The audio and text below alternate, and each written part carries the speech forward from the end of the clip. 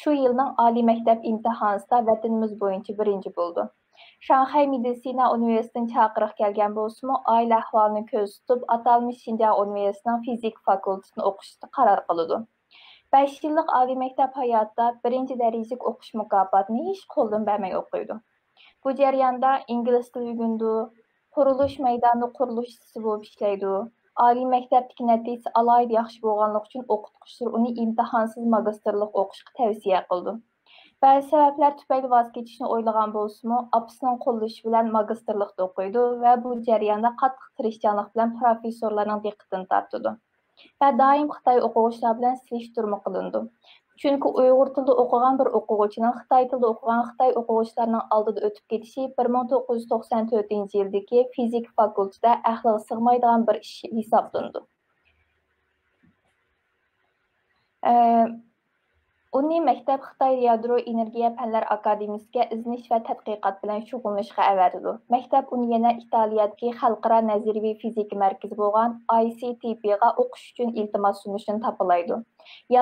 Yadroning yimirilib kasm yuzini hisoblash haqida yozgan ilmiy maqolasini Italiyada ichilmoqchi bo'lgan yadro fizik yig'iniga avatdi.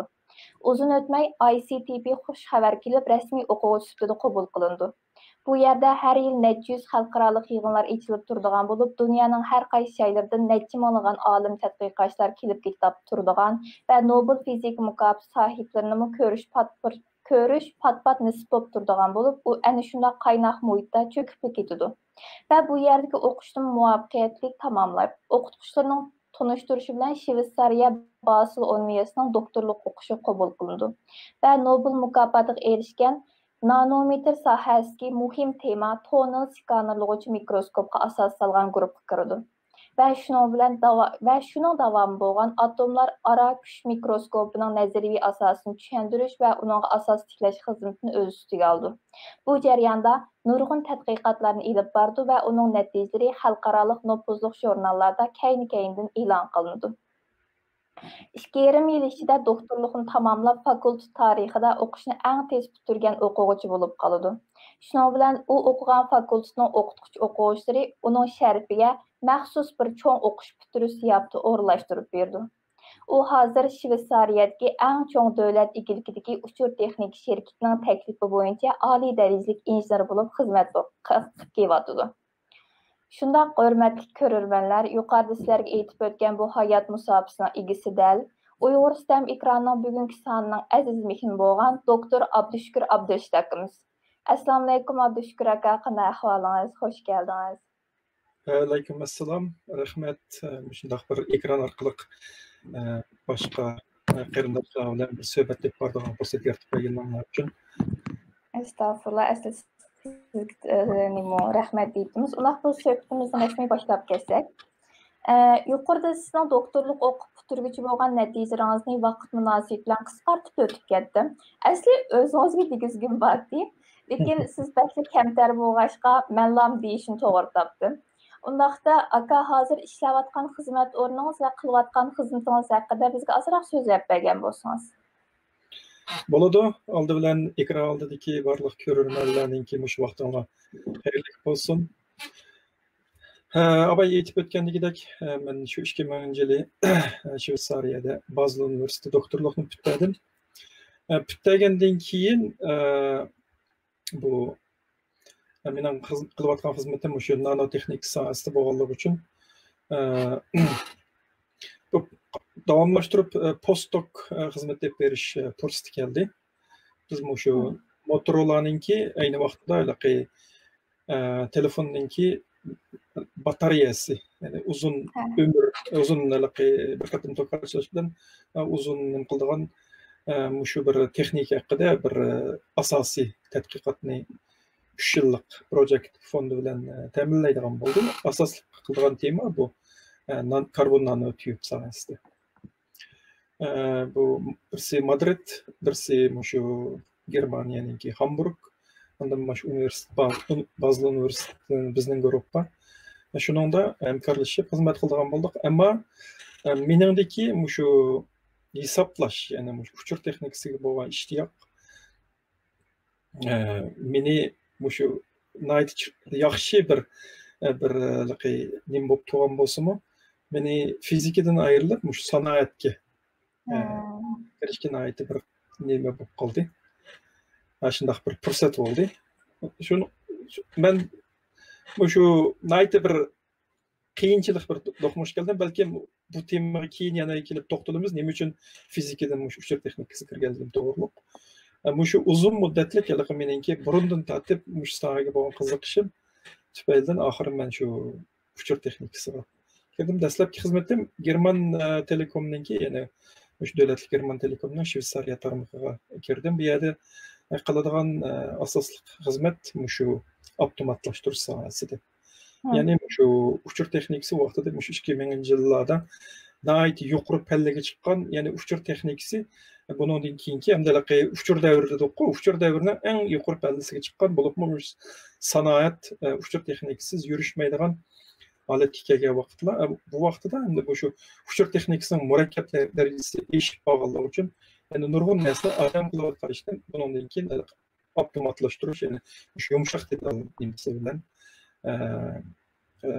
shu sisteminingki bir daraja yuksaklikka ko'tarish ishlari toza jiddiy yurilayotgan vaqtlar bo'lib, shu iqtisod, banka shu sohalarda.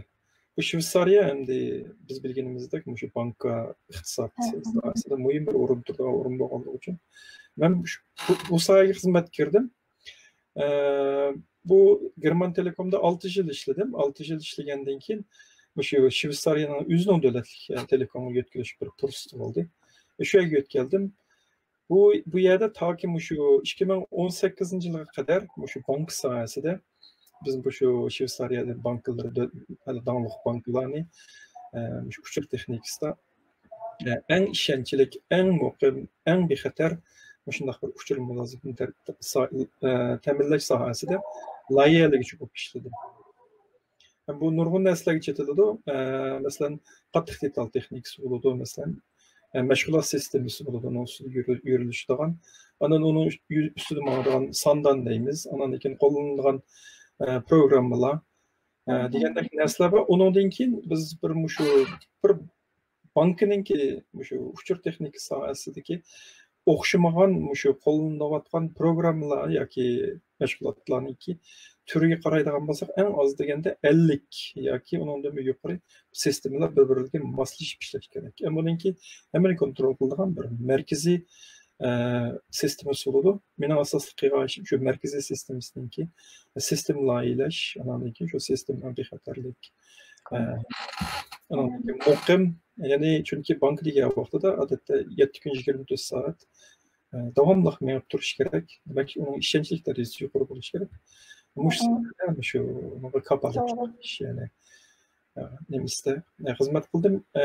Tak 2 yilni oldigacha, 2 yilni oldiga qadar bu sohada xizmat qildim. Ammo buningda andan keyin bir ma'lum bir pallaga yetib, muqimlik bilan bexatarlik eng ustida turgan, ammo texnikalik jihatdagi yangilik ko'p bo'lmaganligi uchun men davomli yangi narsalarga, yangiliklarga intilib turganligim uchun 2 yildan oldida shu bulut hozir endi bulut desa shu uchur texnikasi sohasida eng yangi bo'layotgan bir moda texnikaning birisi, shu bulut supistiki texnikalik xizmatiga yetkilib, shu idorada hozir shu bir mutaxassislar guruhi bor.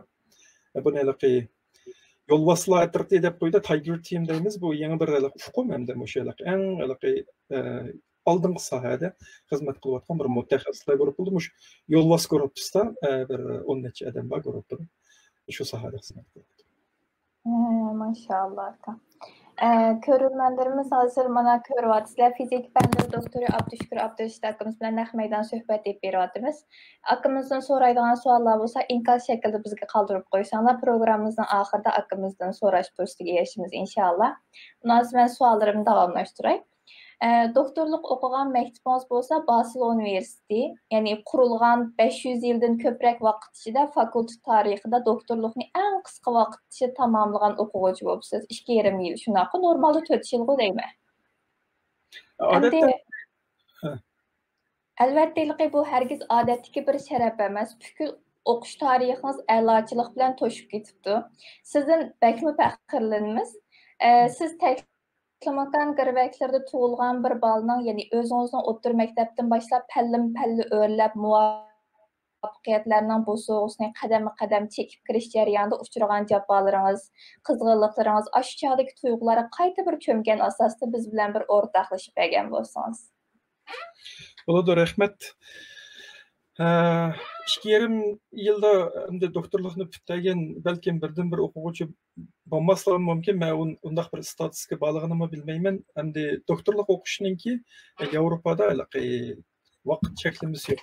Masalan, men kelsam doktorlik o'qiyotgani 7 yil bo'lganlar borkan, men putlagandim, putamagan ular qachon putadi bilmadim. Ammo tadqiqot fondi agar yetarli bo'lsa, agar o'qituvchininki nemisi agar shu o'quvchininki oylik mukofot pulini berish imkoniyati bo'lsa yoki bir tezisni o'tirg'a chiqadak bir natija chiqmagan bo'lsa, buningga endi balkim uzun vaqt ketishi mumkin. Mening ahvolim kelgan vaqtida endi men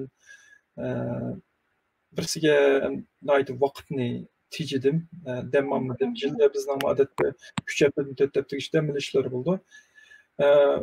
Mening turayotgan uyimni fakultetdan chiqib yo'lning qarshi tarafiga islam shahadati uy bilan ishxonaning oraliqida farq bo'lmagan ekan, men asosan ishxonaga chiqib olatdim haftaning oxirlari kechda.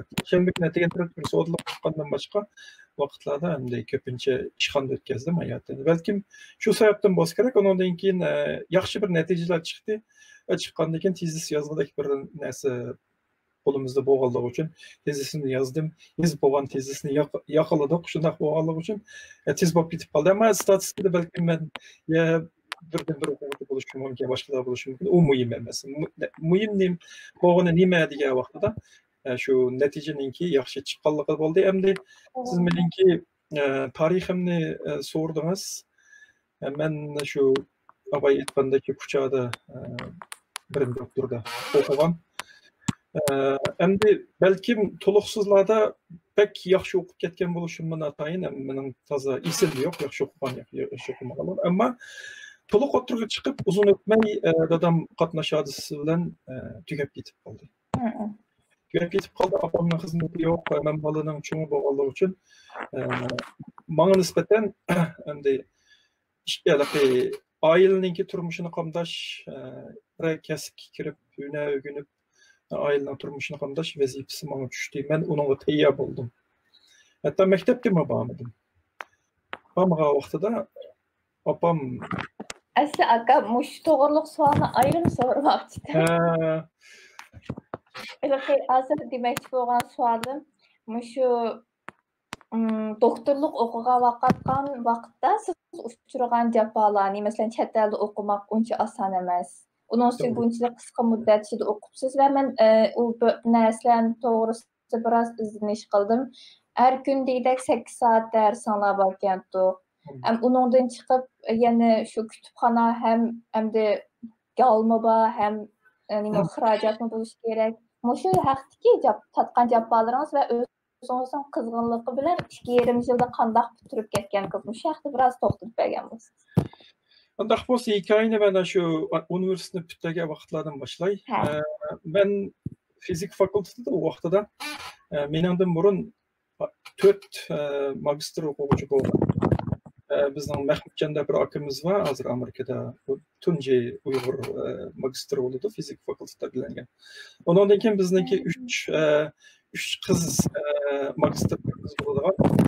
O qizlarmi fakultetda endi biz ko'rsakmi bir xil faxrlanib fakultetga kirib chiqsa, ularni ko'rsak ayminadigan, hurmat qiladigan bir insonlar. Biz oliy maktabda o'qiyotgan vaqtida bizmi mushularga o'xshash bir faxrlik inson bo'la olsak, ish bo'lmasa shu fakultetdagi o'quvchilarga bir ulgu bo'la olsak degan shu umidlar bilan o'qigan. Endi undan boshqa nurg'un umidlarmi bor.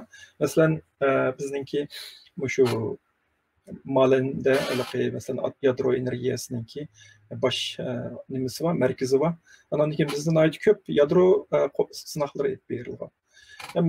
Men yadro fizik kasbiga qiziqishimninki sababidan birisi mushu elib berilgan sınaqlarni hamon bir kuni bir taraf qilib shu insoniyatningki nimasiga shu salomatlik bizga insonlarniki salomatligini og'ir tahdid kelgan bir narsani keyin tozalaydigan bir texnikaga ehtiyoji bo'ladi. Men shu soat o'qisam balkim yaxshi bir ish qila olayman degan bir umid bo'ldi. Shuning uchun men yadro fizikasi qiziqqanimning sababi shu. Ikkinchidan, anan keyindan men shularga o'xshash bir fakultetda o'qiyapman. Men shu tuproqda o'sib cho'ng bo'ldim. Nima uchun shularga o'xshash bir magistr bo'lolmayman? Meni qiziqtirdi. Yaxshi o'qidim. Abay siz deb o'tdingiz. Shu yaxshi o'qib, a'lochi o'qib keldingiz. Men tirishdim chunki meningki qo'limdan keldigan ish tirishib o'qish, boshqa narsa qo'limdan kelmaydi. Tirishib o'qidim, 5 yil o'qigandan keyin abay yetib o'tgandek vaqtida shu Uyg'urlarning ichidan o'sib ketilayotgan o'quvchilarni rag'batlantirish, ya'ni ko'proq ularningki shu magistr o'qishiningki fursatini oshirish uchun shu vaqtida imtihonsiz qabul qilish degan bir programma bo'lyapti. İmtihansız degan bilan millat imtihonga qatnashsakmi, lekin hamma fandan imtihon bermaymiz. Asosli fanlardan imtihon beramiz. Natija yaxshi bo'lsa bo'ldi, qolgan qo'shimcha fanlar bilan ancha qiyin hisoblashib ketmaydi. Shunday qilib kirdim. Kirib o'qigandan keyin to'g'ri biz yolg'iz yadro fizikasini o'qimadik bu yerda. Qattiq cisim fizikasi o'qidik. Hatta bir mavsum, 2 mavsum yuqori energiya fizikasini o'qigan bo'ldik, chunki vaqtida programmalar yangi bo'lganligi uchun bizga har xil darslar tang o'tilgan. Bundan yaxshi o'qidim, keyin qolgandan keyin bu bizda yadro energiya shu sohasida jiq bir programma yoki tadqiqot olib berish sharoiti bo'lmaganligi uchun men qaramliq bilan shu yadro energiya akademiyasidagi bir professorlar aloqalashdim. Ben zade bir tema izleyapman hozir. Agar mumkin bo'lsa, men shu institutga berib, bir yil shu tadqiqot olib berib, bir temada bir ish qilmoqchi desam, ular darhol natijamni evet ko'rgandan keyin qabul qildi. Shuni bilan men Beijingga bordim. Ammo Beijingga borgandan keyin men o'zimningki nega ketib qolganligimni bilmay berib qolganligimni borgandan keyin bildim. Chunki men bordim, berib menga deb berdi, shu harbiy musiqaning oldidan Abduz qo'ltasangiz chiqsiz degandan keyin men shu uchurlarni bilaman. O'tib shu yerga bordim, berib shuni bilan qarsam Abduz bor ekan, shuni bilan Abduzga chiqib o'ltirdim. Men Abduz ketib o'tadi. Beijingdan chiqib shaharning sirtiga chiqib ketib o'tadi. Chiqib menga yomon uzun bilindi, ammo 60 kilometr chiroqlikka Shijojon tarafga borgan. Shu yerga bordim. Qo'noqlikning o'rtasida bir yezining o'rtasida bir yerga keldim. Kelsam shu yotoqlar bir narsalarni o'rlashtirib qo'yibdi. Ertasidan boshlab fakultet shu institutga berib xizmatimni boshladim. Boshlab borgandan keyin bir narsani his qildimki, bizningki Shinjang universitetida o'qigan narsamiz bilan Beijingdagi bu akademiyadagi elib berayotgan tadqiqot turlarining o'rtasida osmon zamin farqi. Selishtiruvsiz darajada. Birsiga hamda Beijing'deki şu terakkiyatı, ikincisiga bu akademiyanın terakkiyatı, Şinjan Üniversitesi'nin şu zamandaki nemisi terakkiyatına seliştiruvsiz derecede bir ahvalda geldiğini görüp çöçüdüm ben dastlabda. Çöçüdüm, ondan keyin asta-asta programlar bilan bir tanışıp, sharoitlar bilan bir tanışıp, qilmoqchi bo'lgan tadqiqot temasilarni olgandan keyin birinchi bo'lib qilgan ishim nima bo'ldi deganda, shu kompüterda program tuzash. Chunki bu yadro energiyasining kosmik yuzini hisoblash degan bu yangi bir tadqiqot turi, shu vaqtda yangi chiqayotgan turlar bo'lganligi uchun bu qilgan narsalarning hammasini qog'oz bilan qalam bilan analitik hisoblash imkoniyati bo'lmaganligi uchun buni qanday qildik biz degan vaqtda shu Fortran 77 bilan programma tuzib kompüterda bu yuz berish ehtimolliqligi fizikalik hodisalarniki matematikalik modelini tuzib, uni fizikalik hodisalar orqali bog'lab, undan keyin hisoblash etib ishga. Bu albatta nihoyatda bir qiyin bo'ldi. Bir tarafdan kompüter texnikasini o'rganish kerak, ikkinchisiga bu yangi programmani bilish kerak. Undan keyin bir yilning ichida tezisini yozib, yoqilgan holatga kelish kerak. Men bu bir yil vaqtni qanday qilib 2 yil, masalan 2 yillik vaqtni masalan 1 yilning ichida qisqashga tirishdim. Buning uchun nima qilish kerak? Albatta tomoq yeydigan vaqtni ozlatish kerak, uxlaydigan vaqtni ozlatish kerak, imkon qadar ko'pincha vaqtni ishga o'tkazish kerak. Yani bu birisiga bu Beijingdagi institut bo'lganligi uchun boshqa musulmon millatlarmi bor ekan, ammo tomoq odatim bizniki mos kelmaganligi uchun bu tomoqni men o'zim yetib yedim. Tariximda tunji qatim uydan ayrilishim bo'lganligi uchun tomoq yetish kerak. Bu tomoq yetadigan menga bir gaz o'choq bir narsa ko'p bermagani uchun kirsin o'choqda birini deb berdi. Yotoqning ichida tomoq yetaman. Hamma narsa kirsin buraydi. Shundaq bo'lsa-mu, endi ish qilib 1 yilni kunda masalan atigalda bir nashta qilib ketaman. Akşamı saat 9'da kelib kechki tomoq yeyman. Tushki tomoqqa imkon qadar bir non yo jingmon bir narsani elib olib shunday qilib o'qidim. Endi tomoq sharoitimiz yaxshi bo'lmaganligi uchun bu men Tug'ayya Fransiya naisi qarashliq Yansun deb yana bir yezi bor, Tungalla bor yeziga. U yerga bir 3-4 kilometr yo'lni velosiped bilan berib kelib ko'cha qilishim kerak. Bo'lmasa oyda bir qatim o Beijingdan kelib Tungalla mahallasiga berib kalgo'sha chiqib qo'yilib, shuni qovurib, shunday tomoq yetib yeb. Ish qilib 1 yil nihoyatda ig'ir bir kunlarni boshdan kechirgan bo'lsam, ammo meningki shu kasbiy hayotimdagi burilish nuqtasiniki eng xalqliq bir paytlar deb qarayman. Hamda shu bu 1 yil meni bir jihatdan tarbiyaladi, shunday turdi. Ikkinchi jihatdan men nurg'un texnikalik narsalarni shu mezgilda o'rgandim. Ondan keyin abay aytib o'tgandek, men Beijingda shu o'qishni bitirish tezisimni tamamlash oldi turayotgan mezgilda Italiyadan bir xat kelib qoldi. Xat Urumchiga kelib, Urumchidan andan keyin Beijingdagi mening adresimga yo'llanib ekan. Hali yo'g'olgan bir xat. Aslan shu birinchi jumladan muborak bo'lsin, siz bizning bir o'quvchimiz bo'ldingizda. Men tozalaqi tezisninki ustida bo'lganligim uchun dastlabdan qanchalik bir xush xabar ekanligini rastlab qilsam anqirmadim. Ertasi uning keyindan fakultetdagi bizning bir o'qituvchi telefon qilgandan keyin bu bir cho'ng bir xush xabar ekanligini ondan his qildim. Shu yilisi 837 o'quvchi dunyoning har qaysi joylaridan shu Italiyadagi institutga üç kasbda matematika, yuqori energiya fizikasi, qatishma jismlar fizikasi, shu kasbga 10dan 30 o'quvchi qabul qilibdi. Shu 837 ning iltimos qilgan iltimosning orasidan endi shu 30 ning biri bo'lib tanlanibdi. Albatta bu biz mening uchun nihoyat bir xo'shallik bir narsa bo'ldi. Urumchiga qaytib keldim, tezisni yaqaladim 7-oyda, 9-oyning 8-oyning oxiri 9-oyda shu Beijing qarab mangdim, 2 hafta saqlab Italiyaning vizasini olib Italiyaga keldik. Abay Urumchidan Beijingga kelib, tarixning haqiqatan yuqori ekanligini his qildim degandim. Italiyaga kelgandan keyin bizga bir chet elga chiqishdan keyin qanday bo'lganligini bizga birsi o'ltirib tushundirmagan bo'lgandan keyin ikkinchisiga meningki tasavvurimdagi chet el bilan bu reallikdagi chet el boshqacharoq bo'ldi. Endi bu ma'lum bir hayot nuqtasida aytganda, ammo institutning o'zi kirib qarasam har haftada bir qatim degidek Nobel mukofoti olgan danglik olimlarniki berayotgan leksiyalari, hamma zalda har kuni degidek xalqaro shag'ullarni ochilib turayotganlari, kutubxonalardagi kitoblarning mo'lligi, undan keyin vaqtida biz shu Beijing turgan vaqtida tunji qatim men o'zimga bir shaxsiy kompyuter bergan bo'lgan. Ammo Italiyaga kelib ko'rdimki, bu kompyuter degan asli odatdagi bir narsadek, ishxona kirsim kompyuter, ishxona kirsim kompyuter, undan sirtdan keyin bizniki yana ayrim 2-3 kompyuterxonamiz bo'ldi.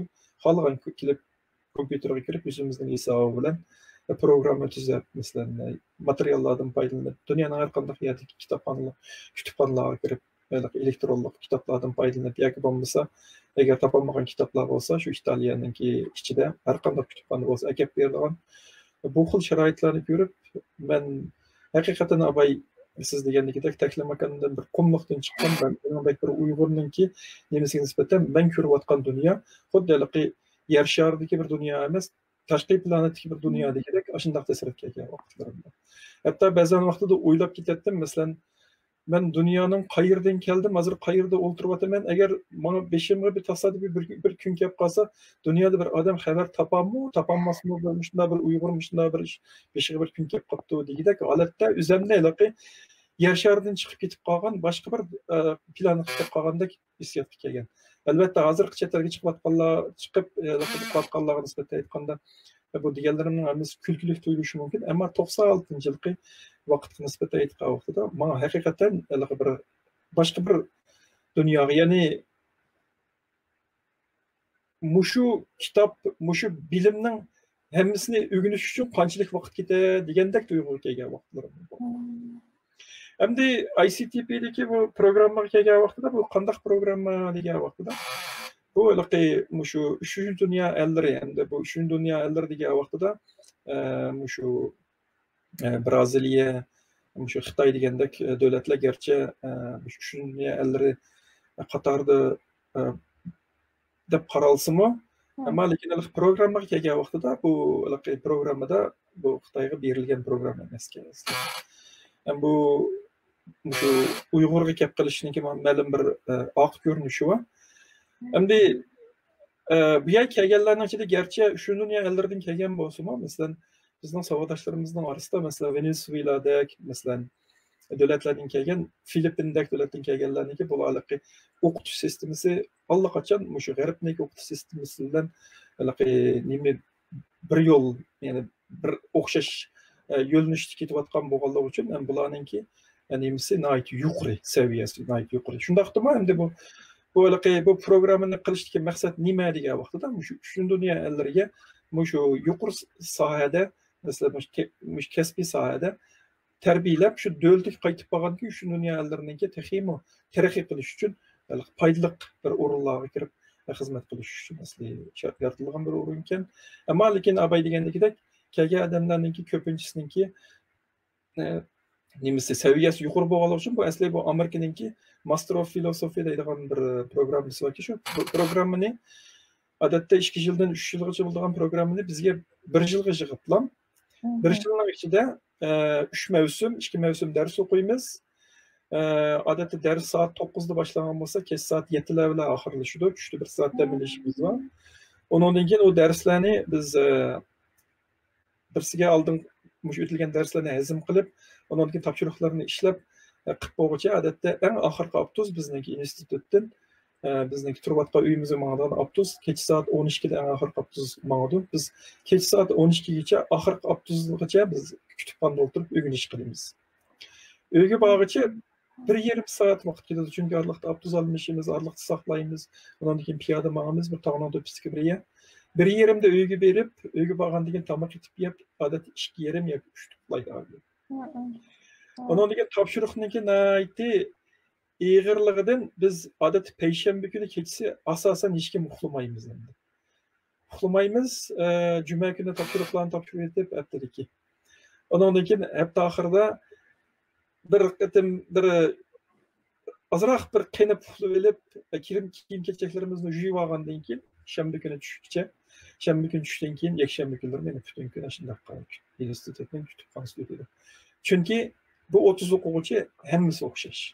Hech qaysi birsimiz o'yin bilan yoki bir nima bilan to'g'ri o'yin o'ynab qolganlar bo'ldi, ammo ular bir mavsumdan keyin haydilib ketdi. Menki Nigeriyadan kelgan bir saboqdoshim bilan Bulg'ariyadan kelgan bir saboqdoshim maktabdan haydilib ketib oxiri 8 yil o'qishgan bo'ldik. Ashta qilib 2 mavsum o'qib, shu mavsumda tezis tayyorlab, xuddi boshqa yerda boshqa magistrlik o'qishda qanday qilib tezis komitetidan kelib mush yoqilgan tezisniki natijasiga asosan diplom berib qolgan bo'lsa, bizda shunday bo'ldi. Shunday qilib bu ICTP'dimi 1 yil ana shunday o'qidim. Endi undan keyin men dedimki, ICTP'da o'qib baqqan, shu xalqaro nazariya fizika markazida o'qib baqqan har qanday qadam, har qanday qiyinchilikdan boshdan kechiradi. Qiyinchilik degan ketadi. Maşallah. Hatta endi bayam sözünüzü bölüyüp qalğandım, aç suala geldim. Ötəqsam sizin tərcümanlarınız və sözlərinizin izleniş və oxuş jarayonida bəklər yaycanlandım. Bulub hər xil cəbbalar qarşı til tutmaz iradəniz məni bək təsirləndirdi. 16 yaş vaxtınız olsa gerek, aşağı təxmin qıldım mən. Ali məktəb imtahanından 2 yıl burun dadağınız qaza səbəbli tügəb ketib qapdı. Əlbəttə bu o yaşlardakı bir bala üçün emas, məyli qancha yaş bolsun bir fərzənd üçün ağır bir iş. Lekin siz şu yildagi Ali məktəb imtahanına qatnaşıb diyarımız boyunca birinci bolubsiz. Qayg'uni kuchga aylantiribsiz haqiqatan. Bugungi kunda yoshlarımızga musibat xabarlari yoki shum xabarlar kelib turyotidi. Yana bir qism yoshlarimiz bu xabarni anglagandan keyin texim bo'shab ketish, ichiga bekinilish, hamma narsaga pasib qarash shakllansa, yana bir qism yoshlarımizda aile sig'inishi tufayli tushkunlik yuz beryotidi. Yoshlarımizga o'zingizning tajribalarini asos qilib turib, bu xil ahvollarda qanday qilish haqida ozroq so'zlab bergan bo'lsangiz.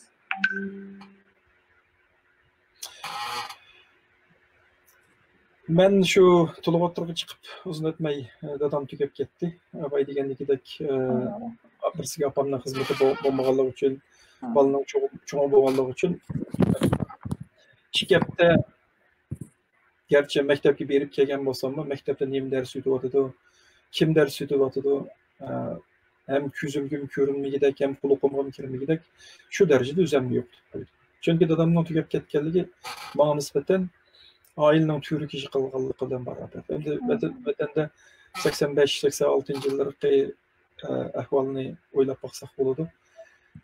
Bir aileninki bir muqim bolgan bir kirimning bolmaslığı çocurdaki tüt balı bilen bir ananınki başpanasız kılışı elbette bu naiti bir çoğun bir nese. Ben balının çoğun bolganlığı için her kandak kıyınçılıkını yenip ailege baş buluşunu iradesiz keldim. Şunun için mektep bana mecburiyet yüzüstü bir iş getirdik şundak oldu. Bir günü apam balam mektepten kelgenden keyin başka şeyini okuyup durup yine bir kirgen bolsam gaplaşadigan bir gap bor dedi. Aytib kirsem mektep qanday ketib o'tdi dedi. Javob qilmadim. Qilmasam muallim ketdikan tushdan keyin. Ahvol qiz yaxshi emas. Abdüşkürne bir saat 10'dan 9'up koydum. Qarsam kallasiga ishlayim tushmaydim. Dersime qo'shaqmaydigan bo'lib qoldi.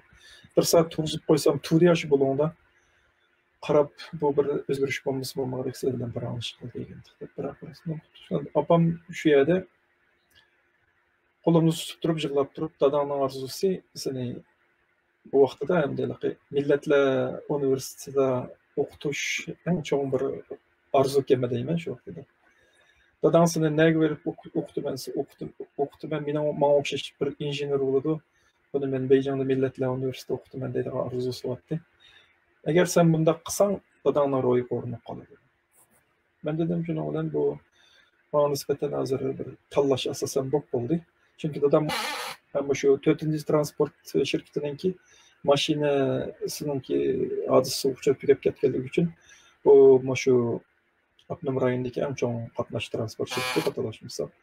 Bular meni remontchilik qiladigan, keyin shoferlikqa tarbiyalaydigan shunday bir narsa qilishga maosh beramiz dedi. Men dedim men shuni tayyorlasam bo'lmaydi dedi. Bo'lmaydi. Seninki qanday orzularning borligini biz bilamiz. Dadamning orzusi yerda qas bo'lmaydi. Ko'ynigimni setib bo'lsa men seni o'qitaman degan. Bu naiti bir yuragimga takkidek bir gap bo'ldi. Chunki bir onaninki orzusini yerga qo'yish, dadaning orzusini yerga qo'yish bana nima bo'ldi. Ammo albatta turmushdan qiyinchiligi bor. Bizga shu vaqtda hodisa uchragan vaqtda zirq nafaq qilib bo'lgan. Buning bilan uydagilar zirq bir ish qiladigan bo'ldi. O'qishda yaxshi emas, maktabdan qolib qoladigan bir fursat bo'lib qolganligi uchun enim maktabni to'liqsizlik bitirib to'xtab uylanadigan bo'ldi. Hem de hesapta aileninki qo'llashi bo'ldi. Qo'llashi bo'lganligi uchun o vaqtida hem de meningki albatta shaxsiy orzuyimmi bu kuchada bo'lib men yashagan muhit atrofimdagi qo'llanmachilarning hammasi savdoga, tijoratchi yoki qo'l hunarvan bo'lganligi uchun men mushu holatga men xotim bermayman. Men hargiz mushlarga o'xshash tijorat, albatta tijorat bu bir narsa. Albatta bu bir inson shug'ullanagan bir xizmat. Ammo menga nisbatan mahallik odamning hammasi tijoratchi, hammasi qo'l hunarvan bo'lganligi uchun yangilik yo'q. O'rta asrdan tortib tijorat qilgan qo'l hunarvanchilik tijorat yana shu davomlashib ketayotganligi uchun men şu texnik sohasida bir o'ringa kirib, bir yangilik yaratadigan bir ishlarga kirib, uni qilaman. Ben bu ticaret yoki qo'llanuvchilik ishlariga kirmayman degan kichkimdan tortib shunday bir orzuyim bordi. Endi bu arzuga yetish uchun albatta maktabda o'qish kerak. Mening kallamda butunlay bo'lgan narsa nima bo'ldi desa, men faqatlam shu o'qish orqali o'zimni qutuldira olaman, o'qish orqali oilamni qutuldira olaman, oilamga men o'qish orqali yordam qilaman. Mening oldimda yaxshi o'qishdan boshqa bir nima bo'lmadi. Shuning uchun men tirishib o'qidim. O vaqtida shu Tulg'otirda sinflar parallel biz 7 sinfdik. 7 sinf bo'yicha oldida o'qidim. Abaydab o'tgandagidek shu tanlash imtihonimiz bo'lsin, boshqa nimalar bo'lsin. Ish qilib imkon qadar voyaga yetkazib o'qishga tirishdim. Endi bu o'qishim birsi o'zimningki kichkimdan tortib qanday o'qishga bo'lgan o'zimningki orzusi, ikkinchisi oilamning qo'llashi, uning keyindan men faqatlam shu o'qish orqali o'zimning yo'lini topib qila olaman deb o'zimga tiklagan nishonim menga zo'r kuch, energiya ato qildi. Undan boshqa bir yo'lni rostgapni qilsam, men u vaqtida tasavvur qilolmadim.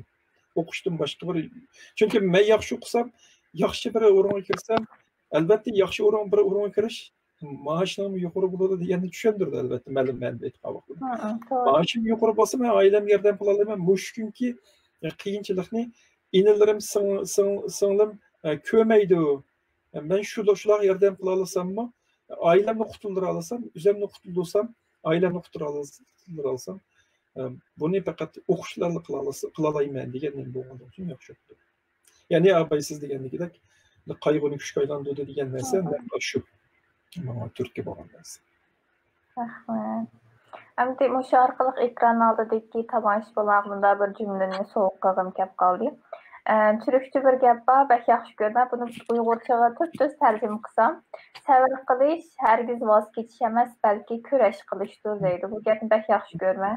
Endi har bir umidsizlik uchraganda yoki bo'lmasa seg'inishdan yuraklarimiz puchilmayotgan vaqtda mencha mushu xil qayg'ularimizni kuchga aylantirib, ota-onamiz ilimiz bo'lgan bo'lsa bizdan nimani kutardi, bizning qanday bo'lishimiz umid qildi degan narsani asla unutib qolmasligimiz kerak deb o'ylayman. Buna sualınızı yine davamlaştıraydı aka. Albatta siz o'qigan chog'dagi sharoit va fursatlarla hozirgi sharoit va fursatlar farqli. Siz o'qigan davrlarda internetlik uchurlar hozirgidek keng bo'lmaganligi uchun uchurga erishish uchun kutubxonaga murojaat qilish to'g'ri keladi. Siz deb o'tib ketdingiz bayon. Hozir kompyuter va internetning ilib kelgan mislsiz qulayligi bilan birga bolalarning o'rganguvchilarning markazlashtirilmasligi bir masala bo'lib qolyotir.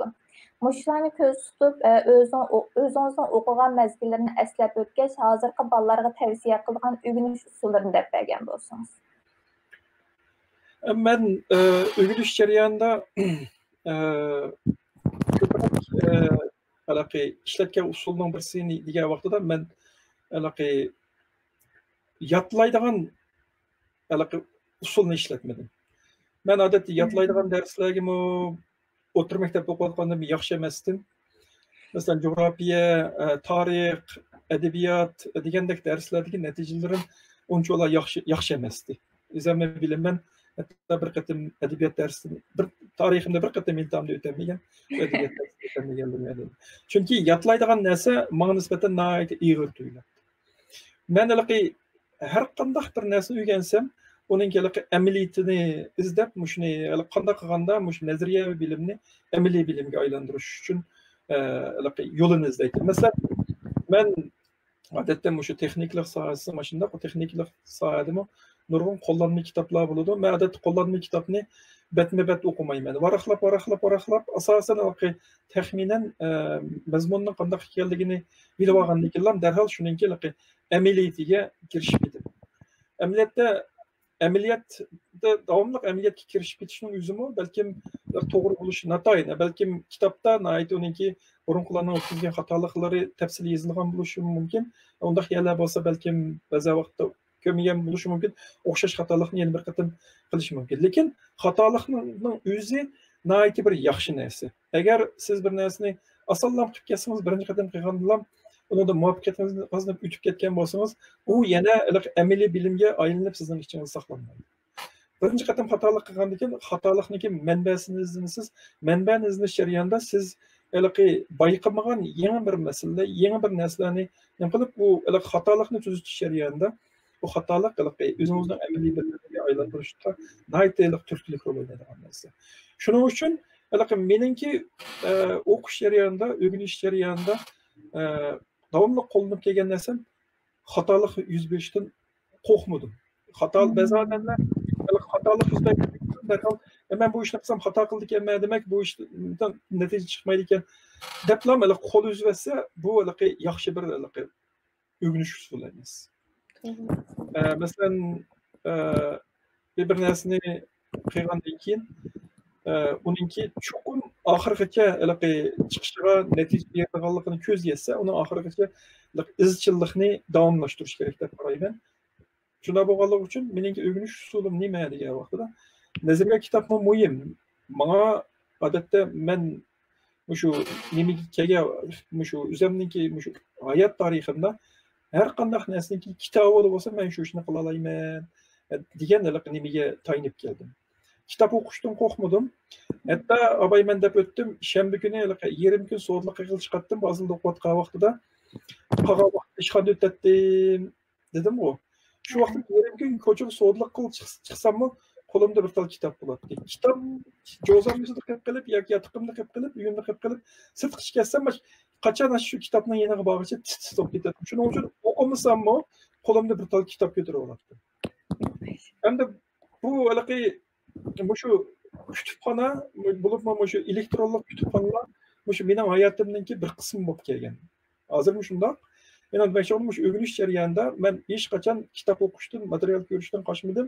Ammo lekin o'rgangan narsani xatolik yuz bergan taqdirdami, amaliy bilimga aylantirishdim. Men endi shu hozir bizlar shu asosiy sistem shu texnikalik kasblardagi narsaning nimasini asosan shu yo'nalishdagi ko'rganlar uchun gaplashayotganligimiz uchun bu shu tabiiy shu texnikalik kasblarda shu xatolik yuz berishdan qo'rqmaslik, anandagi nazariyaviy bilimni amaliy bilimga aylantirishni nihoyatda tavsiya qiladigan bir o'rganish usuli deb qarayman.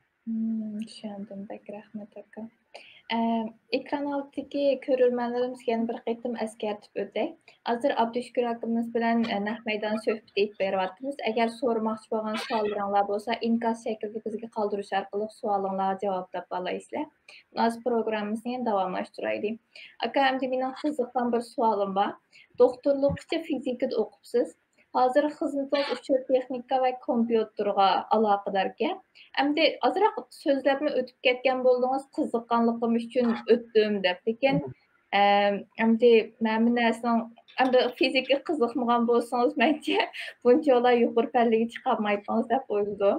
Albatta o'xshamagan kasblarning o'xshaydigan dallari va yoki kesishadigan yerlari bo'ldi. Fizikadagi natijalaringiz haqiqatan yuqori pallargacha beribdi. Shundaq turuqliq nima ishqa bu kasbni davomlashtirib va men xizmatingizni boshqa kasbga qaratdingiz? Bu shu 88-yilda biz oliy maktabga imtihon bergan vaqtida menda nihoyatda jiq davolg'ish bo'ldi. Davolg'ish bo'ldi. Ya'ni matematika bilan fizikaning o'rtasida. Ben o vaqtida bizningki bu oliy maktablardan bir qancha oliy maktablardan boshqa asosan maktablarning hammasi shu bizningki rayonda etdi. Yana bundan ichida eng yuqori turgan shu Shinjang universitetiniki shu matematika bilan fizikaningki ikkisini birisini tanlash to'g'ri keldi. Men amaliyotda matematikaga nihoyat qiziqibdi. Matematika formulani turlantirish, uni hisoblash, bu matematikadagi bir har qanday bir qiyin bir kitoblar bo'lsa, odatda bizning darslarimizda yulduz belgisi qo'yilgan bir necha savollar bo'ladi. Onlar narsalarni biz odatda ma'lummi so'zlamaydi. Bizmi topshiriqni ishlamaymiz, ammo men ishlaydigan topshiriqni hammasi asosan shu yulduz belgisi doirasida ichida. Eng murakkab shu vaqtdagi maktab nisbatan aytgan vaqtida murakkab deb qabul qilinadi. Bu matematikaga bo'lgan qiziqishim nihoyat kuchli, shu formulani turlantirish, shunaqa ishlarga kelganda nihoyat qiziqdim. Ammo matematika shu vaqtdagi bizga nisbatan aytgan vaqtida nihoyatda bir nazariya va bir kasb bo'lganligi uchun men abay aytib o'tgandek bir amaliyotchan qo'llanishchan bir narsaga qiziqqanligim uchun men fizikani birinchi o'ringa, matematikani ikkinchi o'ringa yozdim, keyin fizikaga tanlandim. Amaliyotda men matematikaga bakrak qiziq, lekin shu yerda nihoyatda bir menga nihoyatda bir keyingi hayotimga ta'sir qilgan bir ish yuz berib o'tdi. 88-yili o'quvchi qabul qilish katalogining ichida uchur texnikasi yezi maktablarga o'qituvchi qilib tarbiyalandi deydigan bir narsa chiqib qoldi. Bu uchur texnikasi degan bu ufqum bizga nisbatan hammamizga qiziq tuyuldi. Bu uchur deganni bilamiz, texnika bu, texnika bilan uchurni o'tirisida qanday bog'lanish va nima qiladigan kasb, bu yezib muallim qilib tarbiyalaydigan kasb ekan. Unda biz tanlamayli deb shuni bilan biz uni tanlamadik, ammo kallamda bir narsa kirib oldi. Bu zaten nima bo'ldi, bir yangi narsa chiqdi. Ammo aramizda bir savodishimiz tanlanibdi, buning ko'ngli yerim bo'lib ketdi, men yezib ketadigan bo'ldim. Shaharda qoladigan bo'ldim deb. Shuni bilan bu bir qiziq tiyim bo'ldi. Keyin kelgandan keyin bu savodishim o'ta sapa fakultetim savoddash ham qo'shni yotoqda shop qoldik buni. Kelib bir haftadan keyin bir o'tirish bilan unda yana qiziqib so'radim, uchur texnikasi nima ekan desam, kompyuter o'rgandik ashga, bu yezig'i ma'lum bo'lmaydi ekanmiz. Aslida kompyuter texnikasi degandan keyin men qiziqdim, hatto shu sinfga olmish uchun tirishib baqdim. Ammo bo'lmadi chunki u vaqtida ko'pincha o'quvchilar kelib chiqqandan keyin buni aytib bir qiziq temaga aylanib qolganligi uchun men bo'ldi, lekin u bolalar kompyuter bir narsalarni o'rgansa, men qiziqib bularning nima o'rganayotganligiga diqqat qilib turdim. Shuning uchun bu uchur texnikasi mening oliy maktabning bu so'qi dastigandan tartiblab bir ko'nglimga o'rnagan bir tema bo'ldi. Undan keyin shu vaqtida universitetda Dunyo bankisidan VaxVMS deydigan bir cho'ng bir sistem bo'ladi. Ayni vaqtida Microsoft MS-DOS'lar chiqishdan burun ishxona avtomatlashtirish ishlatilgan sistem ekan bu.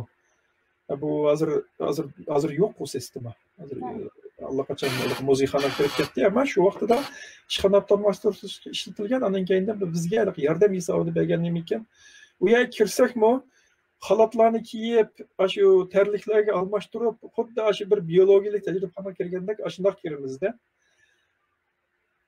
Ham shu meningki uchur texnikasida uchirishim shu vaqtdan boshlandi. Undan keyin o'qish bitirdiganga yaqin bizga shu qattiq detalninki prinsipi degandek bir darslar o'rlashtirildi. PDP-11da mana kompyuterningki kompyuter deb atilishdan burunqi avlod bir nima bor. Nihoyat bir ikki qo'l ko'k xatlik bir necha xat chiqadigan knopkasi bor bir narsa. Undan bir narsa ishildik. Ashundan bir narsani program tuzlash bir narsalarni o'rgandik. Undan keyin Visual Basic degan narsalar qildi. Mayli qandaqli bir narsa kompyuterga munosib narsa bo'lsin, men mush narsani bir narsa o'rganay, bir narsani mana bir sirliq dunyo bilindi xudoligi bir sirliq dunyoninki ish kerak. Andan keyin shu aspirantlikqa qabul qilingan bilan u kompyuterxona kirish uchun nurg'un rasmiyatlarni o'tib, undan keyin u kompyuterga sal qattiqroq urilib kasbni bir qo'shayotganda bo'lganligi uchun toza ravon bo'lmadi, ammo Beijingga kelgandan keyin shu 486 kompyuter tunji qatim bozorga chiqqan vaqtda shu kompyuterdan birini ishlatish imkoniyati bo'ldi. Undan keyin Unix sistemasi, Sun Microsystems deb shu vaqtida shu Sun'ninki bir Unix sistemasi bor. Unix sistemasini tunji qatim shu yerda ishlatgan bo'ldim. Undan keyin hatto tunji qatim emailimiz shu yerda yozib boqqan bo'ldim. Endi bunaqcha qilgan vaqtida meningki shu uchur texnikasiga bo'lgan qiziqishim davomli ish bo'ldi. Undan keyin abay dedim, men Beijingda qilgan magistrlik tezisim shu hisoblash fizika sohasida bo'ldi. Xitoyga kelgandan keyin men tanlagan kasbim nima bo'ldi desam, shu aydagi atmosferaninki shu qurilmasi, undan keyin ayninki shu atmosferasida yuz beradigan bir qism hodisalarninki shu havodagi molekulaning kezishligi bilan munosabatli gidrogen molekulasi ko'p quyuq bo'ladi ekan ayninki ustida. Shuningki o'zgarishi masalan deganga o'xshash narsa buni shu hisoblash nimasidan qilgan bo'ldim. Undan keyin bazilda qilgan xizmatimning yerimi fizika bo'lgan bilan yerimi shu uchur texnika sohasida bo'ldi. Çünkü onunla biz şu abay dep ötken atomik küç mikroskopu degan bu texnikimi gerçi nazariya asosiy nima tecrübedeki neticeler köp bo'lgan bo'lsa-mu, nazariya asosiy to'liq tiklangan bir narsa bo'lmagani uchun biz qilg'ashimiz nima bo'ldi deganda, biz nazariya asosini tiklab, shu nazariya asosidagi fizikalik modelni matematik formulaga aylantirib, uni programma tuzib, programni hisoblab chiqqan hisoblash natijasini tajriba bilan solishtirib, tajribaga mos kelsa nazariya asosiniki asosiy kuchli bo'ldi. Agar mos kelmasa, nazariyada nimalar o'zgartish kerak degandek narsalar bo'lgani uchun bu mening qilgan xizmatimning 50% asosan shu kompyuterlar bo'ldi. Men tunji qatim shu Linux sistemasi bilan tanishgan bo'ldim.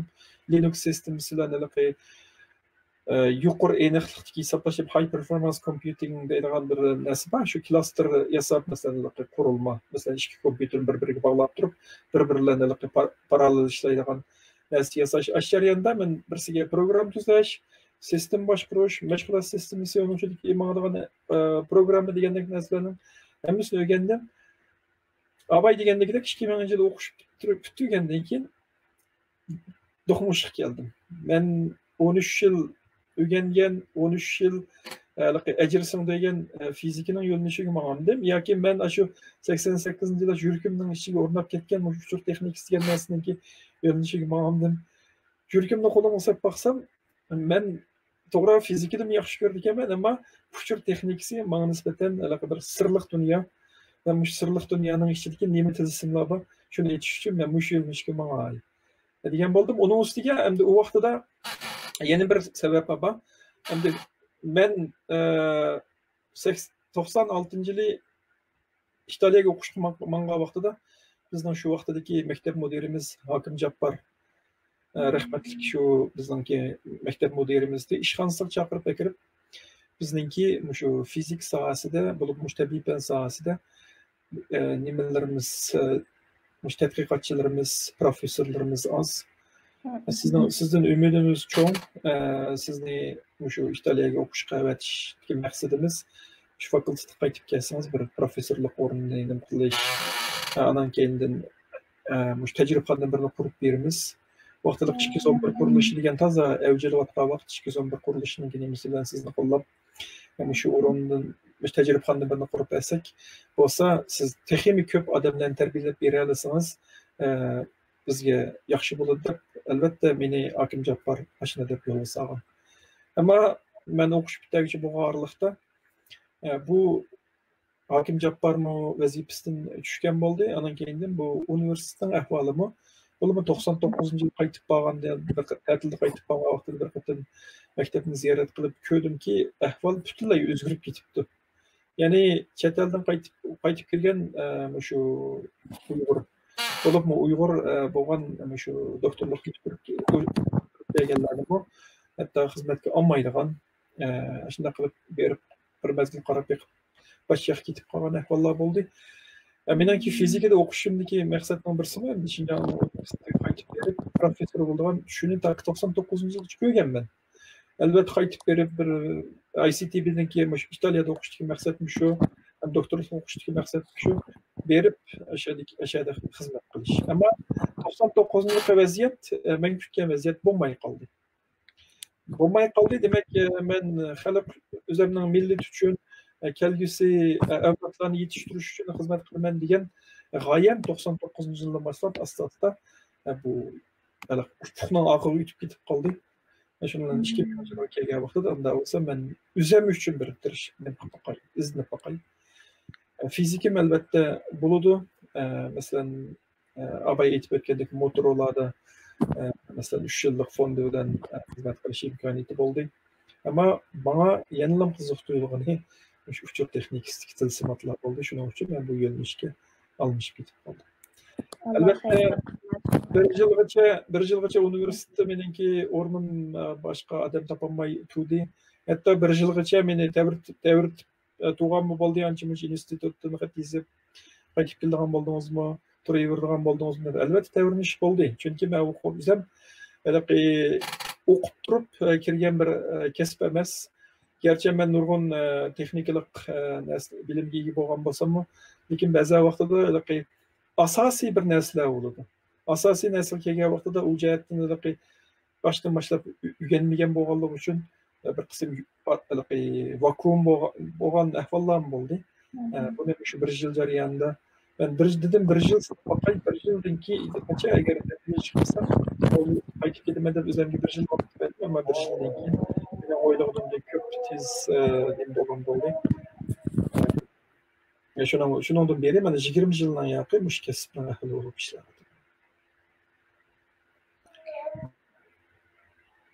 Qapdı. Vaqt münasib bilan sal tezroq javob bersak qisqartirib. Bayam o'zingizni deb o'tib ketdingiz. Boshqa chet ellarga chiqqandagi yoki Beyjingga borgandagi ma'rif bilan bizning vatandagi ma'rifning osmon zamin farqi borligini. Endi bir tomoshabinimizni shu munosabatli so'rabga Shvetsiya ma'rifi to'g'risida. O'zingizning vatandagi boshlang'ich o'rta va oliy maktabda ko'rgan ma'rif bilan bolalaringizning va o'zingizning Shvetsariyada ko'rgan ma'rifini solishtirgan asosda g'arb ma'rifi haqida bizga qisqa tushuncha bergan bo'lsangiz. Endi meningki o'zimninki shu o'qigan vaqti bilan bizning bolalarninki hozir o'qiyotgan nemisiz sharoitlarini solishtirib baxsam, bizda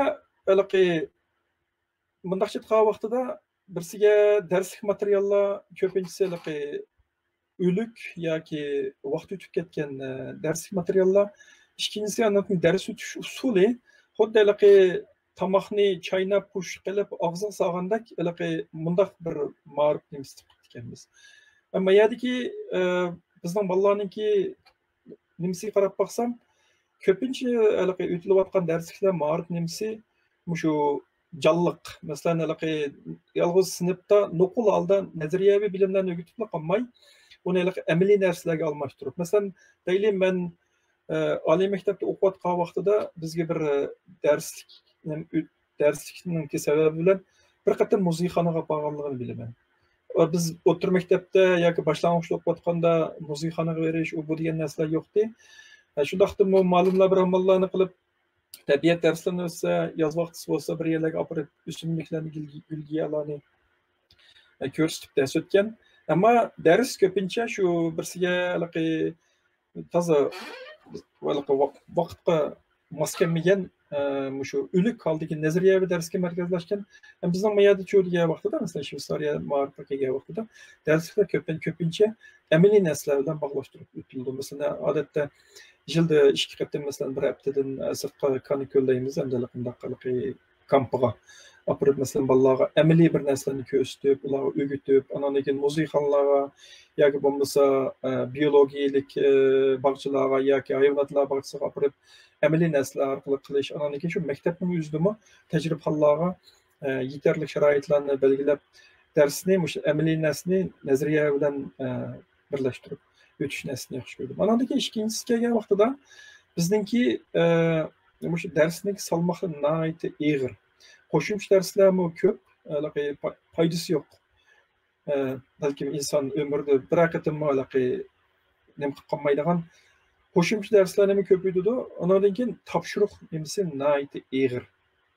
U bir bolaning zehnini ochadigan, bolaning bilimini oshiradigan narsa emas, bir oshoq o'xshash, yuk o'xshash topshiriq nihoyatda ko'p berdi. Hatto ota-onalar o'zlari buning yordam qilolmaganligi uchun boshlang'ichning o'rta maktabning bolalariga shu oila o'qituvchisi taklif qilib dars o'tkazadigan ishlar nihoyatda oddiy bir hodisalar. Men ayni vaqtda oliy maktabda o'qiyotgan vaqtidami shu oilalarga berib oila o'qituvchisi bo'lib qilgan vaqtlarim bor. Ammo mayada shu degan vaqtida masalan bizningki boshlang'ich to'liqsiz maktablarda odatda o'quvchi bolalarga yarim soatdan bo'shiq topshiriq bermaydi masalan. Biz odatda hamda bu maktabning bergan topshiriqqa ancha rozi bo'lmay ba'zan o'zimiz qo'shimcha topshiriqlarni berib ketib qolamiz. Bolalarning zehnisini tahlil etish uchun.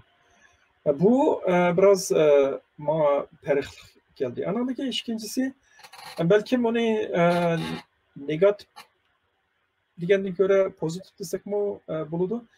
Bizda raqobat nihoyat kuchli ekanda, to'g'ri nufus ko'p bo'lgani uchun bizda shu o'quvchilarninki natijasini e'lon qilib, shu doskalarga yozib qo'yilgan, birinchi, ikkinchi bo'lganlarni alohida e'lon qilgan ishlar bo'ladi.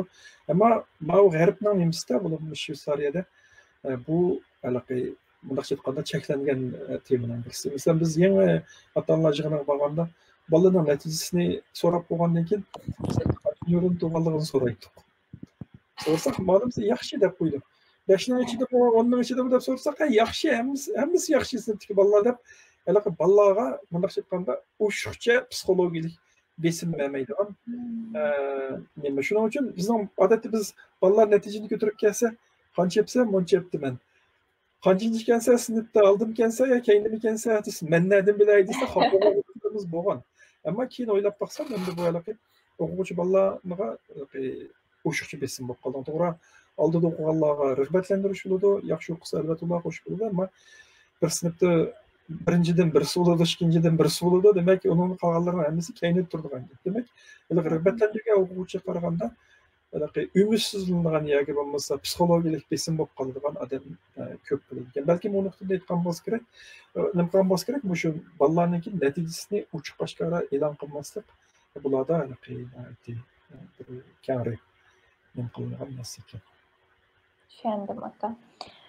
Bu hayot musofasida apangiz izchil sizning qo'llovchingiz va madad beruvchingiz bo'lib ketdi.